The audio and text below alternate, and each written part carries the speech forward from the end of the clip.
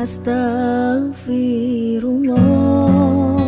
Insyaallah kita akan membahas tentang beberapa amalan yang pahalanya tidak terbatas. Hanya Allah Subhanahu wa taala yang tahu besaran dari pahala amalan itu. Apa saja amalan ini? Yang pertama adalah orang yang berhijrah di jalan Allah Subhanahu wa taala. Disebutkan dalam surah An-Nisa ayat 100. Wa man yuhajir fi sabilillah yajid fil ardi muragaman katsiran wasa'a. Wa man yakhruj min baitihi muhajiran ila Allah wa rasulihi thumma yudrikuhul mautu faqad waqa'a ajruhu 'ala Allah wa kana Allahu ghafurar rahim.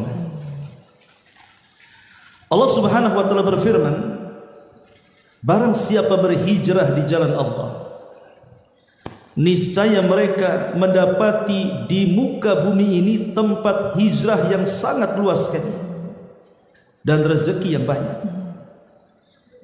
Dan barang siapa keluar dari rumahnya dengan niat berhijrah karena Allah dan Rasulnya, kemudian Allah takdirkan kematian menimpanya sebelum sampai tempat tujuannya, maka sungguh telah tetap pahalanya di sisi Allah, dan Allah Maha Pengampun lagi Maha Penyayang.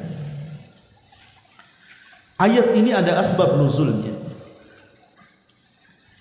Ma'asyiral muslimin yang dimuliakan Allah Subhanahu wa taala, Al-Imam Ibnu Abbas atau sahabat Ibnu Abbas radhiyallahu anhu menyebutkan, ada seorang sahabat namanya Dhamrah ibn Jundub radhiyallahu anhu. Dhamrah ibn Jundub ini sudah tua. Jadi ketika awal-awal hijrah para sahabat Nabi sallallahu alaihi wasallam satu persatu hijrah dari Mekah ke Madinah. Sementara dia sudah tua dan tidak sanggup melakukan perjalanan. Ketika hampir semua para sahabat sudah hijrah ke Madinah, maka dia pun ada keinginan untuk hijrah karena tidak tahan tekanan orang-orang kafir Quraisy kepada dia. Padahal dia tidak sanggup untuk berjalan, tapi dia nekat untuk hijrah karena Allah dan Rasulnya. Maka Dhamrah ibn Jundub radhiyallahu an kemudian mempersiapkan bekalnya. Mulailah dia berjalan dari Mekah ke Madinah. Anda yang pernah umrah tahu bagaimana jauhnya perjalanan Mekah Madinah itu. Penuh dengan bebatuan, padang pasir, bukit-bukit terjal dan begitu seterusnya. Yang namanya orang sudah tua, akhirnya kemudian Dhamrah ini tidak kuat ketika di tengah-tengah perjalanan menuju Madinah ini. Dia pun tumbang. Kemudian dia mengalami sakit yang cukup parah. Ketika kemudian dia merasa bahwa ajalnya telah dekat, maka kemudian dia duduk bersimpuh. Kemudian dia pun menepuk kedua tangannya dan mengatakan, inilah baiatku untuk nabiku. Hadza bai'ati li nabi. Inilah baiatku untuk nabiku. Berkali-kali dia bicara seperti itu. Akhirnya Allah Subhanahu wa taala jemput nyawanya dan dia pun meninggal di tengah perjalanan hijrahnya. Dari sini Allah Subhanahu wa taala turunkan surah An-Nisa ayat 100 di sini.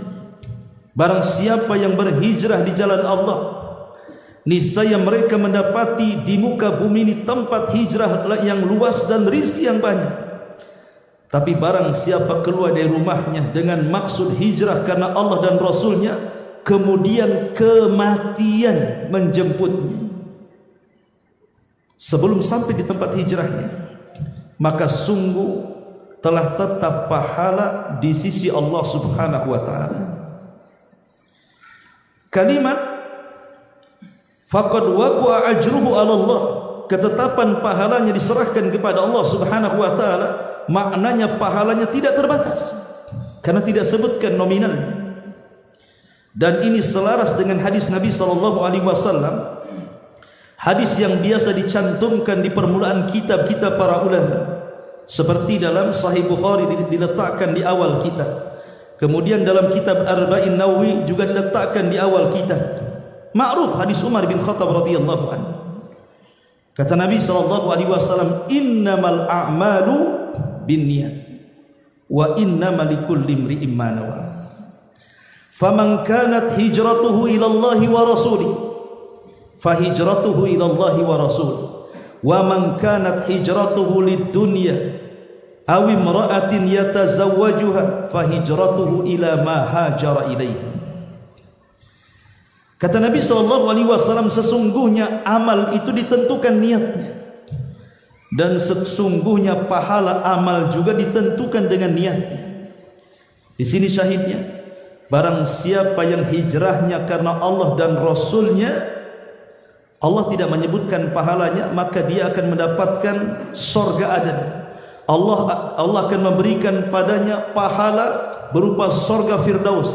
Tidak, Allah tidak menyebutkan seberapa besar pahalanya, tapi Allah menasabkan pahalanya kepada Allah dan Rasulnya. Fa hijratuhu ilallahi wa rasulih, dan hijrahnya diserahkan kepada Allah dan Rasulnya. Artinya pahala hijrahnya hanya Allah yang tahu besarannya. Tetapi kalau hijrahnya karena dunia dan perempuan yang dikehendakinya, maka hijrahnya hanya untuk itu saja yang ia dapati, tidak mendapatkan sedikit pun pahala, dan dia hanya mendapatkan apa yang diniatkan saja. Ma'asyiral muslimin yang dimuliakan Allah Azza wa Jalla, dari sini kita tahu di antara amalan yang pahalanya tanpa batas adalah berhijrah karena Allah dan Rasulnya.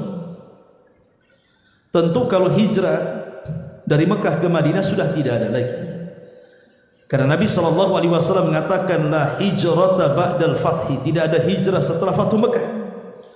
Artinya hijrah ke kota Madinah itu sudah dihapuskan, karena selamanya dua kota itu akan menjadi kota kaum muslimin sampai kiamat dibangkitkan. Tetapi tentu ada makna hijrah yang lainnya yang disebutkan Imam Bukhari dalam sahihnya. Rasul mengatakan al-muhajir man hajara ma nahallahu anhu. Orang yang berhijrah adalah orang-orang yang meninggalkan apa yang Allah larang. Itulah orang yang hijrah, orang-orang yang meninggalkan apa yang Allah Subhanahu wa taala larang.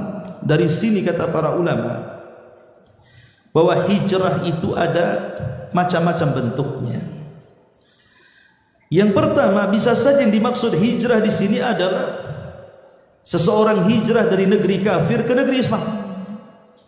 Namanya ada orang yang hidup di negeri kafir, kemudian dia tidak bisa melaksanakan syariat Islam di situ, maka dia boyong semua keluarganya, kemudian minta suaka ke negeri Islam dan menetap di negeri Islam. Ini juga makna hijrah.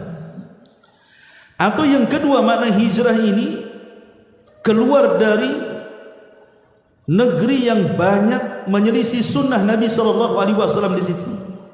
Banyak perkara-perkara bid'ah yang dilakukan sehingga dia tidak bisa mengingkarinya. Maka dia pun keluar dari negeri tersebut kemudian berpindah ke negeri sunnah. Itu juga memiliki makna hijrah. Atau umpamanya di negeri itu atau daerah itu penuh dengan keharaman. Umpamanya seseorang hidup di lingkungan, mungkin di sekitarnya lokalisasi, di sekitarnya tempat-tempat mabok, diskotik dan yang semacamnya, sehingga tidak aman dirinya, istrinya dan anak-anaknya. Akhirnya hijrah di tempat itu ke tempat yang lebih baik lagi. Itu juga bagian daripada hijrah. Termasuk juga hijrah di tempat yang di situ dia tidak bisa melaksanakan syariat Islam. Banyak larangan-larangan yang kemudian ditabrak di situ, maka dia berhijrah meninggalkan itu semua dengan memperbaiki dirinya. Mungkin dirinya dulu seorang ahli maksiat, mungkin dirinya dulu seorang ahli mungkar, suka melakukan dosa dan kemaksiatan, maka dia berubah. Berubahnya dari perkara buruk kepada yang perkara baik, dari perkara maksiat kepada taat dan begitu seterusnya. lah ini juga bagian daripada makna hijrah. Maka orang yang berhijrah ini pahalanya diserahkan kepada Allah tanpa batas. Ma'asyiral muslimin yang dimuliakan Allah Subhanahu wa taala. Yang kedua, seseorang mengajak manusia kepada kebaikan atau dalam bahasa yang ma'ruf berdakwah. Ad-da'watu ilallah. Berdakwah mengajak manusia ke jalan Allah Subhanahu wa taala. Para nabi ketika mereka berdakwah kepada kaumnya, maka selalunya mereka mengatakan, wa ma as'alukum alaihi min ajri in ajriya illa 'ala Allah. Sumpah para nabi mengatakan seperti itu. Para nabi mengatakan, saya tidak meminta kepada kalian upah dari dakwah yang saya sampaikan kepada kalian. Saya hanya meminta upah itu kepada Allah Rabb semesta alam. Maka orang yang mengajak manusia kepada kebaikan, maka pahalanya tanpa batas. Pahalanya tanpa batas. Bahkan dakwah itu sendiri adalah multi level pahala. Semakin banyak orang yang kita dakwahi, semakin banyak pahala yang kita dapat. Makanya Rasul mengatakan, man dalla ala khairin kafa'ili. Siapapun yang mengajak manusia kepada kebaikan, maka pahalanya sama dengan orang yang melakukannya. Man dalla ala hudan kana lahu ajrun wa ajru man amila ba'dahu la yanqusu min ujurihim syai'a. Atau siapa yang mengajak manusia ke dalam petunjuk, maka dia dapat pahala dan pahala orang yang mengikutinya tanpa mengurangi pahala mereka sedikit pun. Maka kalaupun kita tidak bisa berdakwah seperti para ulama, para kiai, para ustaz, kita bisa berdakwah lewat keluarga. Kita bisa berdakwah kepada istri kita, kepada anak kita. Jadikan rumah tangga ini ajang dakwah. Kita berdakwah kepada orang tua kita, kepada bibi, paman dan semua kerabat-kerabat yang dekat dengan kita. Ajak mereka kepada kebaikan, sadarkan mereka dari maksiat. Karena pahala orang yang berdakwah itu tanpa batas. Ini yang kedua. Kemudian yang ketiga, di antara pahala tanpa batas adalah orang yang mudah memaafkan orang lain. Disebutkan dalam surah Asy-Syura ayat 40. Allah Subhanahu wa taala mengatakan, faman 'afa wa aslaha fa ajruhu 'ala Allah innahu la yuhibbu zalimin. Siapapun yang sanggup memaafkan kemudian memperbaiki diri, maka pahalanya diserahkan kepada Allah, dan sesungguhnya Allah tidak suka dengan orang-orang yang zalim. Di sini ada dua kata. Ada aslah dan ada afa. Ada yang mengatakan bahwa yang dimaksud afa adalah tajawuz anil dzambi wa tarkul iqabi alaihi. Jadi yang dimaksud memaafkan adalah seseorang mengampuni dosa orang lain atau kezaliman orang lain yang menzalimi kita. Kemudian setelah itu kita tidak membalas dendam kepadanya. Pertama, kita maafkan dosa-dosanya. Yang kedua, kita tidak akan membalasnya. Itu disebut memaafkan. Karena banyak orang yang dalam lisannya mengucapkan kalimat maaf, tapi dalam hatinya penuh dengan dendam. Bahkan ada juga yang kemudian lisan dengan hatinya berbeda. Lisannya mengatakan maaf, besoknya pula dia melancarkan dendam. Itu bukan maaf. Ya, karena maaf itu artinya seseorang memaafkan kesalahannya dan kita tidak membalas dari dosa-dosanya. Ma'asyiral muslimin yang dimuliakan Allah Azza wa Jalla, di dalam Al-Quran, tepat dalam surah Nur ayat 22, ada satu kisah menarik. Jadi Aisyah Ummul Mukminin radhiyallahu anha menceritakan tentang kisah Abu Bakar Siddiq radhiyallahu anhu. Jadi Abu Bakar Siddiq ini merasa kesal dengan kerabatnya, namanya Mishtah ibn Utsatsa. Mishtah ibn Utsatsa. Kenapa? Abu Bakar kesal dengan Mistah ini. Karena ketika Aisyah putrinya disebarkan berita dusta bahwa dia berzina dengan seorang sahabat namanya Safwan ibn Mu'attil. Usai melakukan peperangan, kemudian Aisyah ketinggalan dalam perjalanan, kemudian ditolong oleh Safwan ibn Mu'attil, maka orang-orang munafik mulai membuat berita hoax tentang Safwan ini. Kenapa Aisyah bisa tertinggal dari pasukan? Kenapa pula kemudian dia diselamatkan oleh Safwan? Pasti ada perselingkuhan di sini. Akhirnya tersebar isu bahwa Aisyah berzina dengan Safwan. Bayangkan Nabi SAW, tidak ada istri beliau yang lebih dicintai melebihi Aisyah, tiba-tiba dituduh berzina. Apa tidak sakit hati Nabi? Apalagi giliran Aisyah radhiyallahu anha itu 2 malam dibandingkan istri-istri yang lainnya. Karena hadiah daripada Saudah bintu Jam'ah, sehingga kedekatan Aisyah dengan Rasul itu luar biasa. Tiba-tiba istri yang dicintainya, yang paling dekat dengannya, yang Jibril selalu turun di kamarnya, dituduh berzina pula. Sakit hati Nabi, sampai Rasul tidak mau menemui Aisyah hampir 1 bulan lamanya. Kenapa Rasul tidak menemui Aisyah 1 bulan lamanya? Karena menunggu wahyu. Boleh jadi turun wahyu. Kalau memang berita itu benar, tentu Allah akan benarkan. Kalau memang berita itu hoax, tentu Allah akan dustakan. Tetapi sayang, 1 bulan Rasul menunggu wahyu, Jibril pula tak turun-turun. Makin sesaklah dada Nabi. Akhirnya Nabi SAW kemudian langsung mendatangi Aisyah Ummul Mukminin radhiyallahu anha. Kemudian mengatakan, ya Aisyah, kalau memang engkau melakukannya, maka bertobatlah kepada Allah. Fa in taba taballahu alaiki. Kalau engkau bertobat, maka Allah akan mengampuni dosa-dosamu. Tetapi kalau engkau tidak melakukannya, maka tenang saja, pasti Allah akan menurunkan ayat dari 7 lapis langit sana, ayat tentang pembebasan dirimu, bahwa engkau tidak berzina. Tapi Aisyah terdiam. Bagaimana mungkin Nabi SAW bisa terpengaruh dengan orang-orang munafik? Makanya Aisyah hanya mengatakan kepada ibundanya dan ayahandanya Abu Bakar dan Ummu Ruman, dan mengatakan, jawablah pertanyaan Nabi. Tapi kedua orang tuanya hanya bisa menangis saja dan mengembalikan jawaban itu kepada dirinya. Aisyah makin sedih, tidak ada pembelaan dari Rasul, tidak ada pembelaan dari 2 orang tuanya. Dia hanya mengambil selimut kemudian menutup diri dalam kasur. Sampai akhirnya tiba-tiba kemudian Rasul bergetar, dan itu pertanda wahyu turun. Tiba-tiba Nabi SAW selang beberapa saat langsung berdiri dan mengatakan, absyir ya Abu Bakr, berbahagialah wahai Abu Bakar, Allah telah menurunkan ayat pembebasan tentang Aisyah bahwa dia tidak berzina dengan Safwan. Turunlah surah Nur ayat 1 sampai 9. Bahwa Aisyah tidak berzina, bahwa berita itu berita hoax yang didengung-dengungkan orang-orang munafik.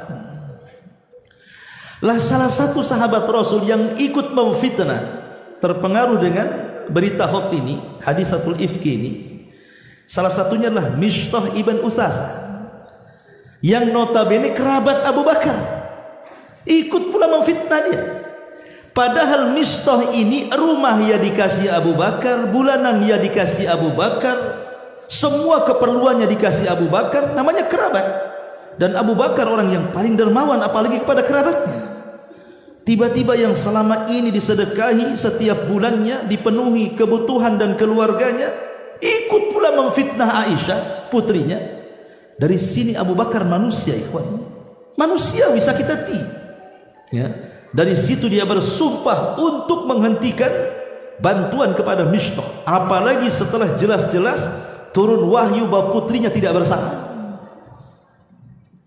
Tetapi ketika Abu Bakar kemudian bersumpah untuk tidak menolong Mistah lagi, turun surah Nur ayat 22. Wala ya'tali ulul fadli minkum wasa' an yu'tu ulil qurba wal masakin wal muhajirin fi sabilillah wal ya'fu wal yasfahu ala tuhibbuna an yaghfirallahu lakum wallahu ghafurur rahim. Tidak boleh orang-orang yang diberikan kecukupan seperti Abu Bakar tiba-tiba bersumpah untuk tidak memberikan sedekah hartanya kepada kerabat, orang miskin dan orang-orang yang berhijrah di jalan Allah. Tapi hendaklah dia harus memaafkan dan berlapang dada. Tidakkah Allah ingin mengampuni dosa-dosamu? Dan Allah itu Maha Pengampun lagi Maha Penyayang. Ditegur oleh Allah Azza wa Jalla di sini. Ketika turun ayat ini, langsung Abu Bakar Siddiq radhiyallahu anhu bersumpah untuk kembali menafkahi Mistah 2 kali lipat daripada sebelumnya. Luar biasa. Itulah sifat al-afu namanya. Abu Bakar memaafkan Mistah dan tidak akan membalasnya lagi.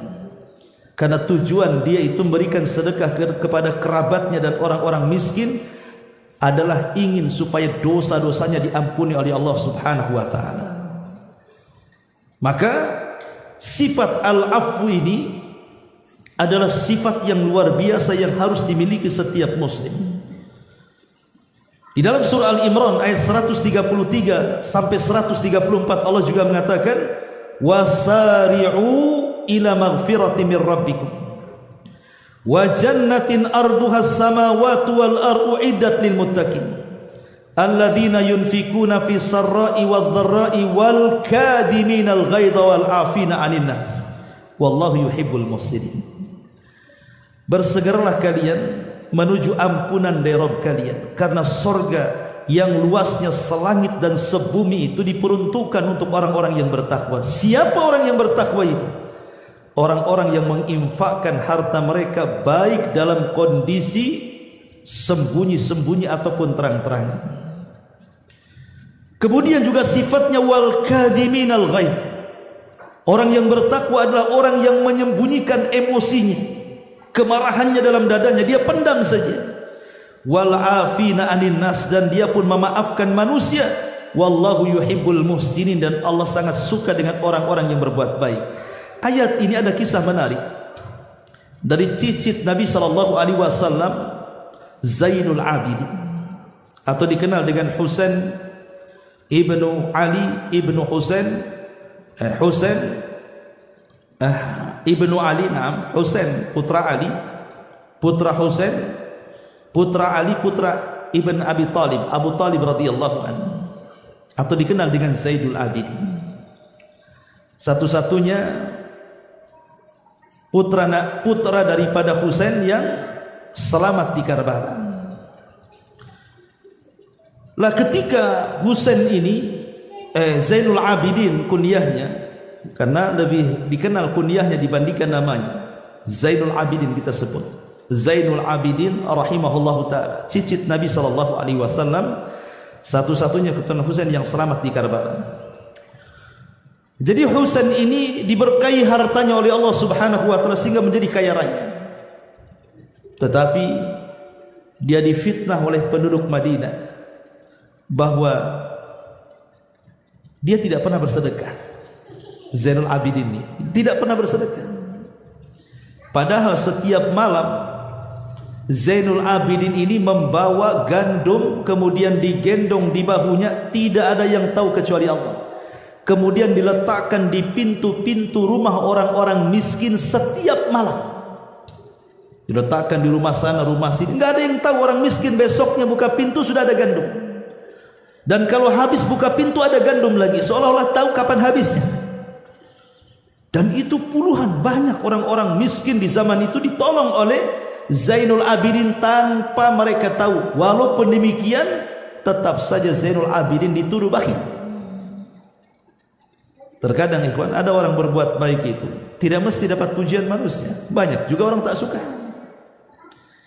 Ketahuannya kalau yang bersedekah di pintu-pintu orang-orang miskin ini adalah Zainul Abidin Ali ibn Husain, saya terbalik tadi, Ali bin Husain namanya, Ali ibn Husain ibn Ali ibn Abi Talib. Ketika dia meninggal, jadi pemandi jenazah dia menceritakan bahwa di pundak Ali ibn Husain atau Zainul Abidin itu penuh dengan kapal. Kapal kalau orang sering manggul itu kan kasar akhirnya, kapalan gitu ya. Kemudian dikuatkan dengan tidak ada laginya gandum di depan rumah-rumah orang itu, hilang gandumnya. Maka orang-orang pun membicarakan dan mereka pun kemudian menyesal karena sudah menuduh Ali bin Husain. Apa gunanya penyesalan, ikhwan? Kalau orang yang kita berbuat zalim kepadanya sudah meninggal. Makanya kalau seandainya kita pernah menyakiti orang sebelum meninggal, minta maaf dia.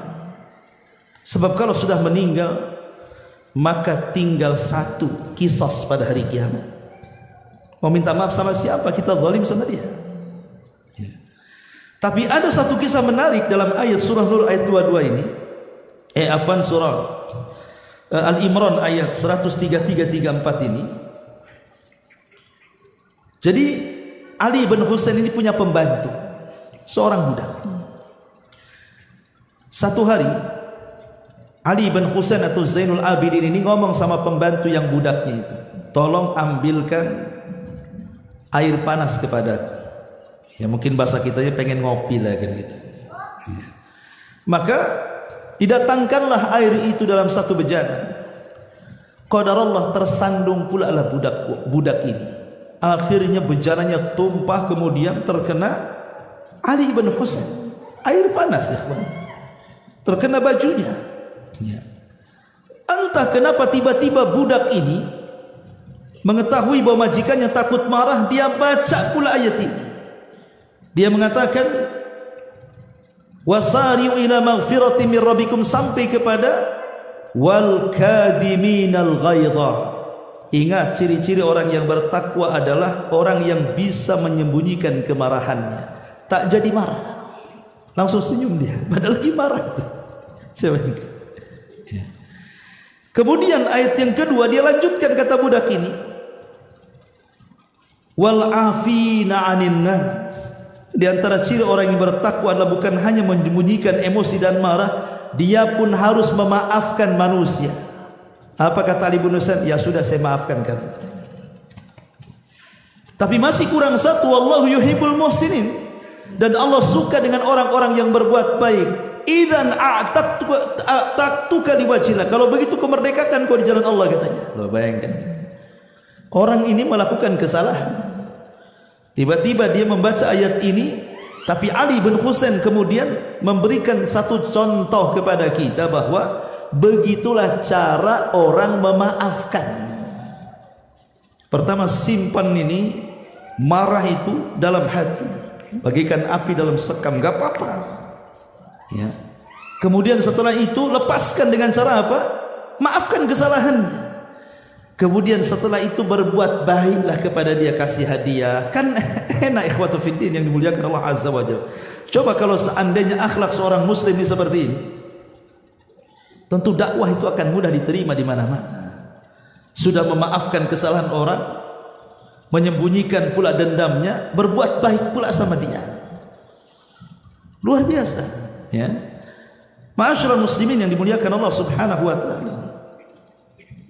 Umar bin Khattab radhiyallahu anhu mengatakan afdalul afwi indal qudrah.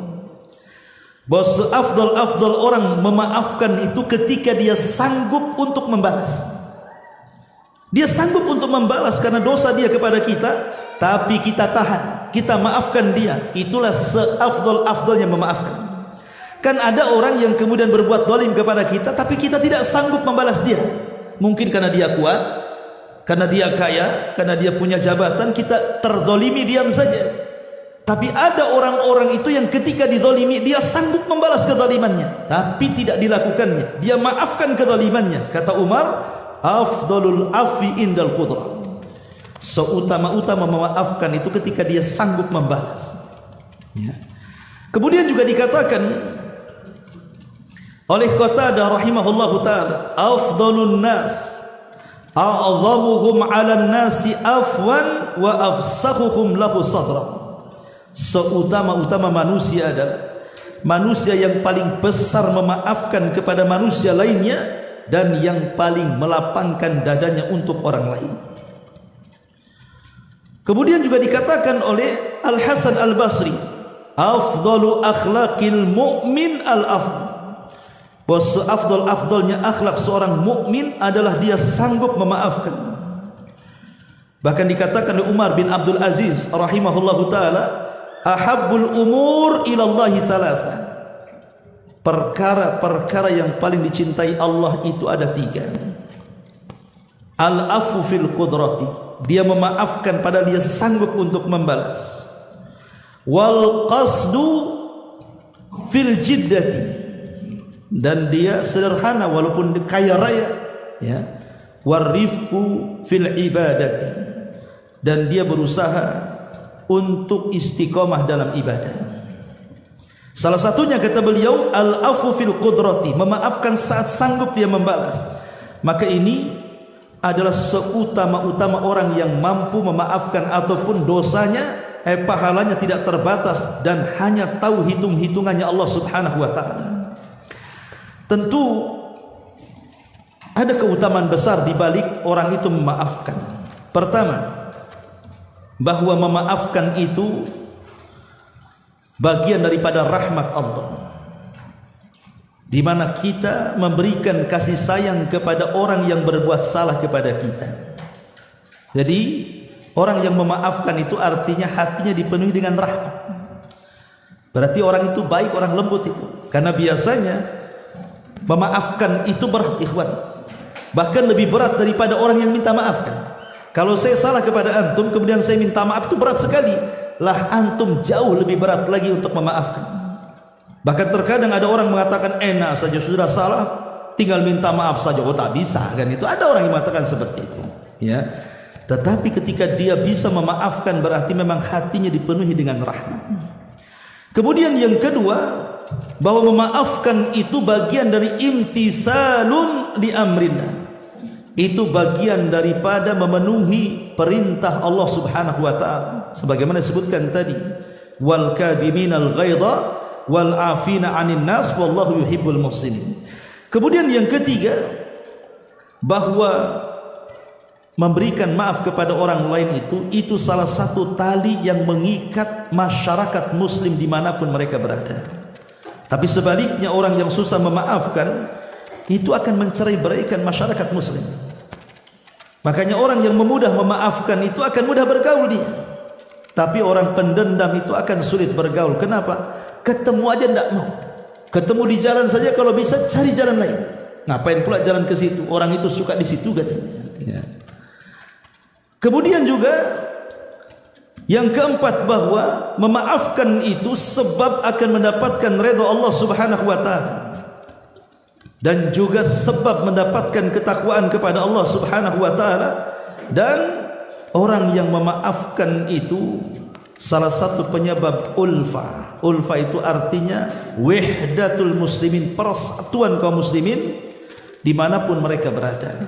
Jangankan ibaratnya satu negara, satu RT saja, kalau seandainya pada setiap kesalahan dalam rapat kemudian saling memaafkan, kan enak ikhwan.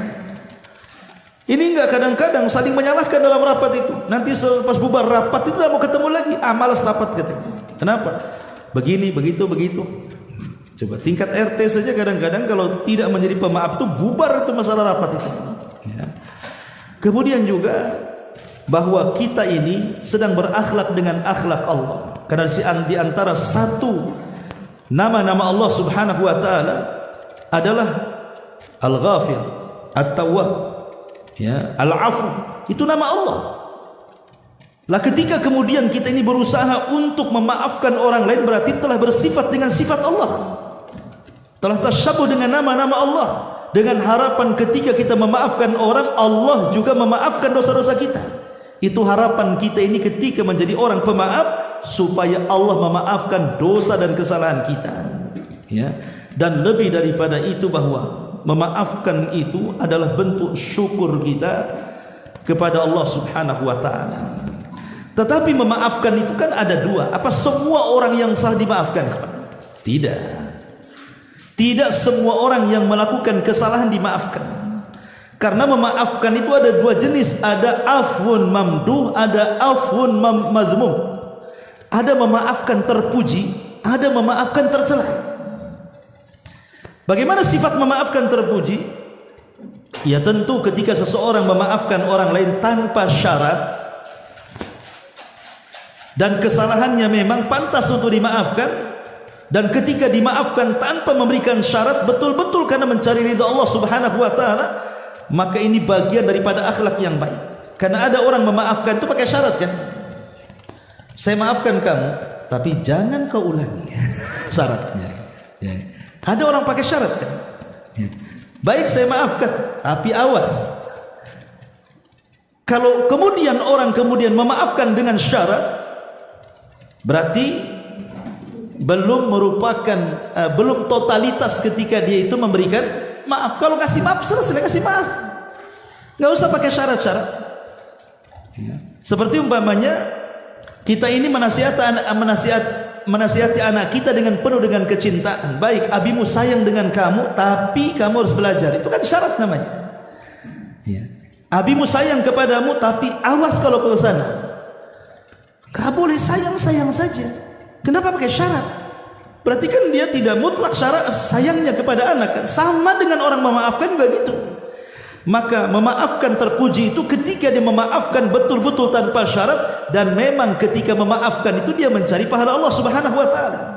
Tapi di sana ada afun madmum. Memaafkan itu sangat tercela. Apa saja? Mereka adalah orang-orang yang memang tidak layak untuk dimaafkan. Seperti umpamanya ada orang mencuri, kemudian sampai ke tangan pengadilan hakim. Hakim tidak boleh memaafkan. Harus ditegakkan had, hukuman. Mencuri potong tangan. Makanya di zaman Nabi SAW ada seorang wanita anak pejabat dari satu kabilah mencuri. Sampailah kabar ini kepada Rasul. Kata Rasul, potong tangan.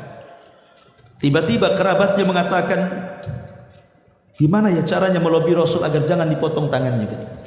Oh kalau gitu kita lobi saja istri-istrinya. Maka salah satu istri Rasul kemudian meminta agar wanita dimaafkan. Kata Rasul, tidak, potong tangannya. Kemudian mereka melobi lagi, kita cari aja orang yang paling disayang Nabi. Siapa yang paling disayang Nabi? Usama ibn Zaid. Itu sahabat yang paling disayang oleh Nabi. Bilang sama Usama, bisa nggak melobi Rasul jangan dipotong tangannya? Usama datang kepada Rasulullah, marah Rasul dan mengatakan, hei Usama, hancurnya umat sebelum kalian. Itu kalau mencuri anak pejabat, itu hukum itu tumpul ke atas tajam ke bawah. Tapi kalau orang miskin yang mencuri, langsung ditegakkan hukuman. Kemudian Rasul mengatakan, ya Usama, lau Fatimah binta Muhammadin saraqat laqata'tu yadaha. Hei Usama, kalau Fatimah putriku mencuri, aku yang akan potong tangannya. Jadi kalau sudah sampai ke tangan hakim, tidak boleh hakim membatalkan hukuman, harus ditegakkan hukumannya. Ya, ini yang pertama contoh. Kalau sampai memaafkan, tercela di sini, menyelisih sunnah Nabi Sallallahu Alaihi Wasallam. Ya. Ataupun umpamanya para pelaku maksiat yang kita tahu bahwa maksiatnya itu tidak akan berhenti, tidak bisa dimaafkan. Umpamanya antum punya tetangga, di rumahnya ada mabuk, ada ini, ada itu. Lapor RT. Ya, kemudian rame, akhirnya antum laporkan ke polisi, ditangkap. Minta ampun sama antum supaya dicabut laporannya umpamanya kan. Tapi antum tahu kebiasaan orang itu yang ke-100 kalinya ngelapor itu. Ini yang ke-100 kalinya ngelapor gitu kan. Tetap aja keluar dari penjara gitu lagi. Orang kayak gini ngapain dimaafkan? Proses kan itu. Ya, jadi ada orang-orang itu yang tidak kapok gitu lah. Yang tidak kapok ngapain dimaafkan? Supaya ada efek jerah kan. Ataupun mungkin dia orang yang punya akidah sesat, menyesatkan, ngaku nabi, menyesatkan manusia, nggak bisa dimaafkan, proses. Ya. Supaya jerah dia. Karena kadang-kadang ada di negeri kita ini orang yang ngaku Imam Mahdi, ngaku nabi, ngaku ini, ngaku itu, diproses di kepolisian. Tiba-tiba kemudian cukup membuat pernyataan minta maaf, dilepas lagi. Besoknya ngaku lagi. Ya harusnya ya diproses supaya dia jerah kan itu. supaya tahu Imam Mahdi itu di penjara. Kalau dia ngaku nabi supaya tahu nabi di penjara kan, ya itu kan palsu. Ya, kalau nabi asli Imam Mahdi ngapain di penjara kan? Ya dibayar. Masyaallah muslimin yang dimuliakan Allah Azza wa Jalla, ini di antara yang ketiga bahwa amalan-amalan yang tanpa batas itu adalah mudah memaafkan. Kemudian yang keempat, as-sabr, sabar. Ya. Karena Allah Subhanahu wa taala mengatakan ketika bicara soal sabar itu, Allah mengatakan innama yuwaffas sabiruna ajrahum bighairi hisab. Sesungguhnya pahala orang yang melakukan kesabaran itu tanpa batas, hanya Allah yang tahu berapa besaran pahala orang yang sabar itu. Ikhwatu fiddin, rukun sabar itu ada 3. Artinya kalau salah satu luput dari kita, berarti kita belum dikatakan orang yang sabar. Apa rukun sabar itu? Yang pertama, habsun nafsi anit tasakhut. Berusaha untuk menekan jiwa, menahan hati supaya tidak tasakhut bil maqdur, supaya tidak menyalahkan takdir.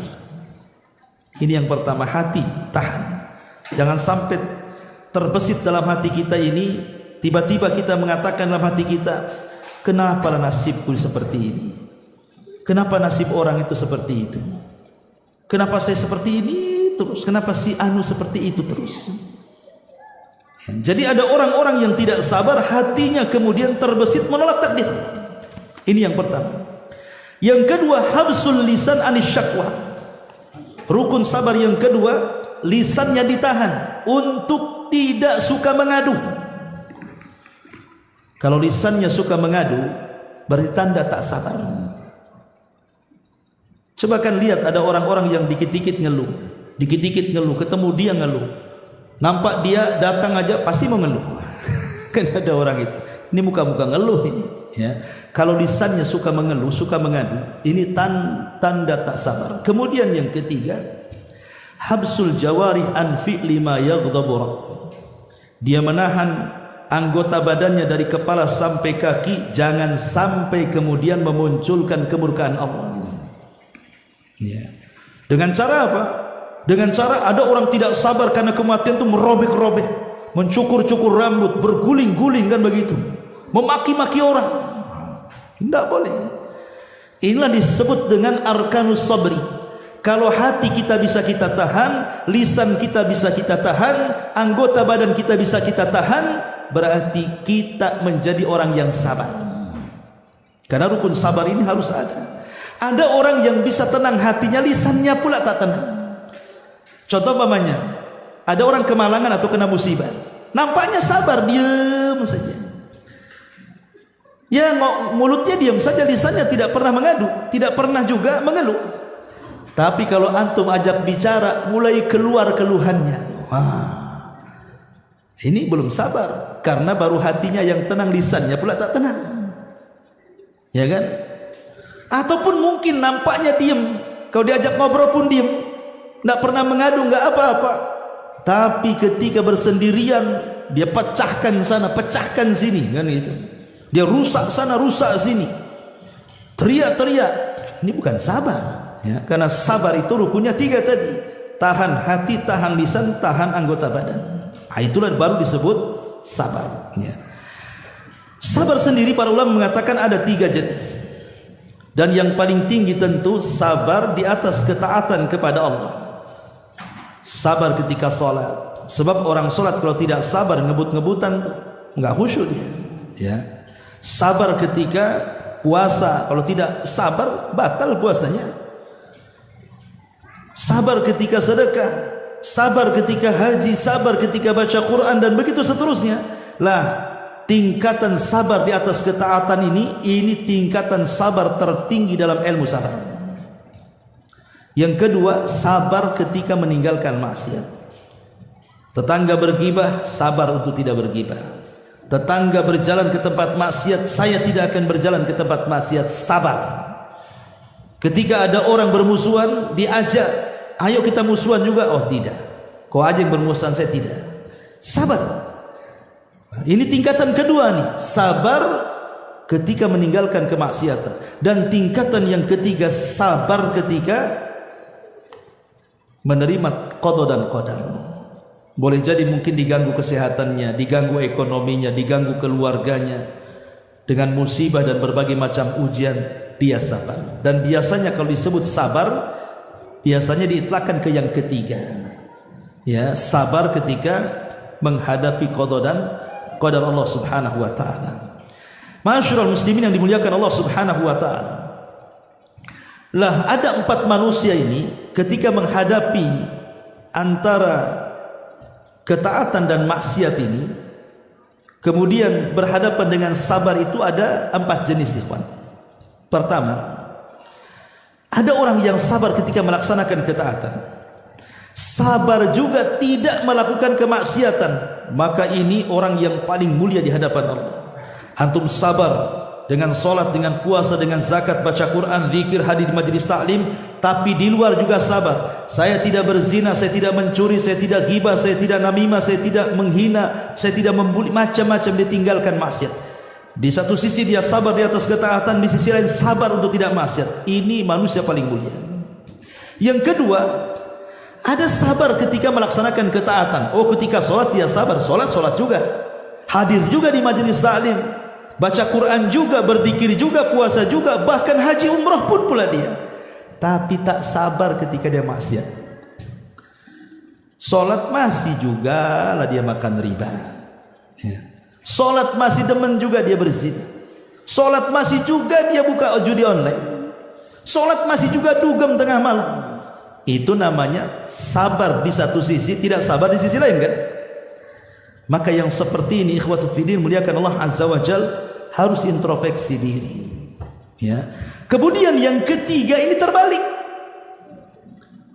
Mungkin dia tidak zina, dia tidak judi, dia tidak menggibah, pokoknya dia berusaha maksiat ditinggalkan dia.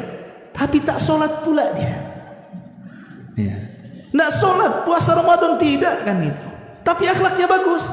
Dia tidak memaksiat dia. Berarti dia sabar ketika meninggalkan maksiat, tak sabar pula dia melaksanakan ketaatan. Dan yang ketiga lebih buruk dibandingkan yang kedua. Kenapa?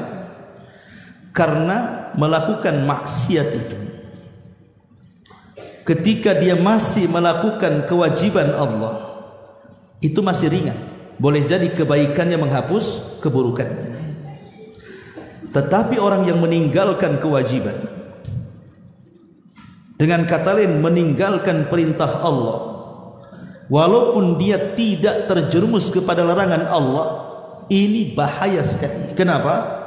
Karena kaidah mengatakan tarkul amri asyaddu min irtikabin nahi, bahwa meninggalkan yang diperintahkan itu lebih berat dosanya dibandingkan melakukan yang dilarang. Contoh umpamanya, yang satu memang dia tidak maksiat tapi tidak sholat. Orang meninggalkan sholat bisa kafir. Orang meninggalkan sholat bisa kafir, walaupun dia tidak berzina, walaupun dia tidak judi, walaupun tidak maksiat dia. Tapi orang yang meninggalkan sholat bisa kafir. Tapi yang satunya dia meninggalkan sholat, dia menjalankan sholat, dia tidak pernah meninggalkan sholat, ya. Tetapi dia melakukan maksiat, umpamanya berzina, berjudi. Orang maksiat berjudi selama tidak menghalalkan maksiat, dia tidak kafir, karena dia masih sholat, kan begitu. Hanya mungkin terjerumus kepada dosa besar saja. Dari sini kita tahu perbedaan maksiat iblis dengan Adam. Ya, maksiat iblis itu karena apa? Karena melanggar perintah. Adapun maksiat Adam itu karena melanggar larangan. Itulah bedanya. Ya. Maksiat iblis melanggar perintah. Allah perintahkan sujud, tak mau sujud. Berarti meninggalkan perintah, kan? Tapi maksiatnya Adam, jangan kau dekat pohon ini, dekat pula dia. Berarti maksiatnya Nabi Adam itu meninggalkan larangan ataupun terjerumus kepada larangan. Dan Adam lebih ringan dibandingkan iblis. Makanya Adam bertobat dan iblis tidak bertobat. Ya. Kemudian yang keempat, ada yang tidak sabar dua-duanya. Sudah tidak sholat, ya dia berzina. Sudah tidak sholat, kemudian dia pun menggibah. Sudah tidak sholat, dia makan riba. Itu kuadrat itu. Karena nggak ada sabar itu. Ya. Ma'asyiral muslimin yang dimuliakan Allah Azza wa Jalla. Lah para ulama menyebutkan ada beberapa hal yang seseorang itu ditekankan untuk sabar dalam kehidupan kita. Pertama, ketika meninggalkan syahwat, kita harus bersabar, kawan. Karena hari ini namanya syubhat dan syahwat itu menyambar-nyambar. Coba bayangkan, syahwat-syahwat maksiat itu di depan kita menyambar-nyambar kita. Maka kita harus sabar menghadapi syahwat ini. Kemudian yang kedua, sabar ketika menghadapi kefakiran dan sempitnya ekonomi. Karena di zaman sekarang ini mulai agak sulit orang itu mengeluh soal ekonomi, maka kita harus sabar. Boleh jadi itu ujian dari Allah Subhanahu wa taala. Kemudian juga sabar ketika berdakwah. Sabar ketika berdakwah, namanya dakwah itu tidak ada yang mulus. Pasti juga ada yang menghalang-halangi, maka kita harus sabar. Ya. Kemudian sabar juga dari ucapan manusia. Karena manusia itu tidak mungkin lepas dari ucapan manusia. Antum loh, sembunyi-sembunyi antum dalam ruangan, pasti ada orang yang bicarakan antum. Pokoknya antum tak keluar rumah setahun. Kenapa antum tak keluar rumah? Biar tetangga enggak bicarakan saya. Kata siapa? Bisa saja tetangga ngomong itu, jangan-jangan gila tuh di rumah tuh. Orang mau sembunyi di mana saja itu pasti dibicarakan orang. Makanya perlu sabar. Karena manusia tidak lepas dari ucapan manusia. Ya. Ada ucapan itu yang baik, ada ucapan yang tidak baik. Berbuat baik saja manusia mencela kita, apalah pula berbuat jahat, kan itu lebih dicela lagi oleh manusia. Kemudian sabar kepada adzal ladzi yahsulu minal qiyami bil amri wal bil ma'rufi wan nahyi anil munkar. Sabar ketika kita mengajak manusia kepada kebaikan, mencegah dari kemungkaran. Itu tidak semua orang mau. Ya. Kemudian juga sabar ketika kita bekerja untuk tidak memakan yang haram, untuk tidak melakukan kecurangan. Kalau dia seorang pedagang, dia tidak nipu, dia tidak makan riba, dia tidak mengurang takaran, timbangan, meteran dan yang semacamnya. Atau kalau dia bekerja di perusahaan, dia sabar untuk tepat waktu. Ingat, antum 1 menit saja antum telat, uang antum haram dimakan. Yang 1 menit itu. Karena kita sudah ada perjanjian di perusahaan, ikhwan. Kata perusahaan datang jam 8, pulang jam 5. Gaji UMR, tiba-tiba antum telat pula. Ya. Ketika antum telat, tak mau pula antum diomeli. Ketika kurang gaji, ngamuk-ngamuk antum. Gaji kurang katanya. Aneh orang ini. Ingat, telat 1 menit saja, berarti yang 1 menit itu haram dimakan. Karena al-muslim ala syurutihim. Seorang muslim itu di atas syarat-syarat, tidak boleh dibatalkan. Ya. Ma'asyiral muslimin, makanya harus sabar kita ini untuk mencari yang halal dan meninggalkan yang haram dalam pekerjaan. Termasuk sabar kalau seandainya kita ditinggalkan orang-orang yang kita cintai. Boleh jadi mungkin istri kita, suami kita, orang tua kita, anak kita meninggal. Maka kita harus sabar, tidak boleh tasakhut. Ya. Termasuk juga sabar dari pasangan. Terkadang punya istri ngomel-ngomel tidak kerasan, kan itu. Suaranya macam-macam, menyakitkan, atau sebaliknya. Ya harus sabar dengan pasangan, sabar dengan anak, sabar dengan orang tua. Terkadang ada cekcok dan lain sebagainya. Ya. Ataupun sabar ketika mentarbiyah anak-anak. Terkadang anak-anak ini buat cengkel, tapi kita harus sabar, kan begitu. Dan banyak lagi perkara-perkara yang kita harus sabar. Intinya bahwa amalan yang keempat, pahala tanpa batas, adalah orang yang bersabar. Ini yang keempat. Kemudian yang kelima, di antara amalan yang pahalanya tanpa batas adalah seseorang melakukan puasa. Ya, namanya puasa itu kan macam-macam. Ada puasa wajib, ada puasa sunnah. Ada di sana puasa Senin Kamis, ada puasa Daud, ada puasa Ayyamul Bid. Nanti dalam bulan-bulan tertentu itu ada puasa Dzulhijjah, ada puasa Muharram, kan itu. Nanti di bulan Sya'ban itu ada puasa mutlak, kan. Macam-macam puasa itu, ya.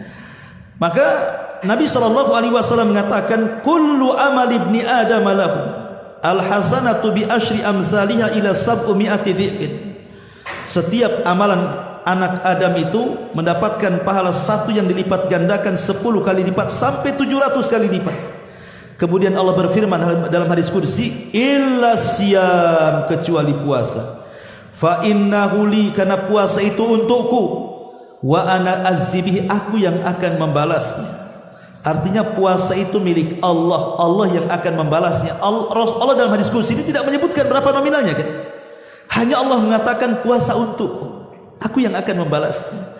Sampai ada seorang syekh memberikan logika seperti ini. Jadi nanti pada hari kiamat, ketika manusia berada di ujung titian sirat, itu disebut kontorah di situ. Di kontorah inilah terjadi kisos yang disyaratkan dalam hadis Nabi SAW, atadruna mal muflisu hadil ummah, tahukah kalian siapa yang bangkrut dari umat ini? Kata Nabi SAW, orang yang datang dengan salat, dengan ini, dengan itu, macam-macam, tapi di satu sisi dia mendolimi si anu, memukul si anu, gibah kepada si anu, meneteskan macam-macam kedolimannya. Nanti antara yang zalim dan yang dizalimi akan ketemu di kontorah itu. Padahal kontorah itu sudah ujung sirat, artinya depannya pintu-pintu surga. Tinggal masuk surga saja. Tiba-tiba dihalang ketika kakinya mau melangkah ke pintu surga. Tunggu dulu. Kau dulu yang mendolimi saya. Dulu kau ambil harta saya. Mana pahalamu? Dibagi pahalanya. Ketika melangkah lagi dicegat lagi. Dulu kau zalim sama aku, kau gibaya aku loh. Mana pahalamu? Terus. Coba berapa orang yang setiap hari kita sakiti dengan lisan, dengan perbuatan, ikhwan. Nanti di kontor itu akan satu-satu mencegat kita. Mana pahala, mana pahala, mana pahala, sampai habis pahalanya. Ketika habis pahalanya, artinya kesempatan masuk surga itu sudah sedikit. Tiba-tiba masih banyak pula lah orang yang dizalimi. Kemudian mengatakan, dulu kau pernah berbuat zalim kepada saya, mana pahalamu? Pahalaku sudah habis. Kemudian orang-orang yang zalim mengatakan, tidak apa-apa, kau tidak memberikan pahala kepadaku, tapi nih dosaku tanggung, nih dosaku tanggung, nih dosaku tanggung. Bayangkan, apa enggak bangkrut? Pahala dikasih orang, dosa pula ditanggung dia. Kalau dalam ilmu usaha itu modal habis, hutang pula tak terbayar, itu namanya. Itulah disebut bangkrut. Ketika dia sudah putus asa, kakinya hendak melangkahkan kembali kepada jahannam, tiba-tiba dipanggil oleh Allah Subhanahu wa taala. Kemudian Allah mengatakan, engkau tidak layak masuk neraka, engkau layak masuk surga. Kemudian mengatakan, ya Allah, pahalaku ludes, dosa orang ku tanggung, apakah pantas aku masuk neraka? Maka Allah Subhanahu wa taala kemudian memperlihatkan pahala yang sangat banyak sekali untuk dia. Ini stok pahala. Kemudian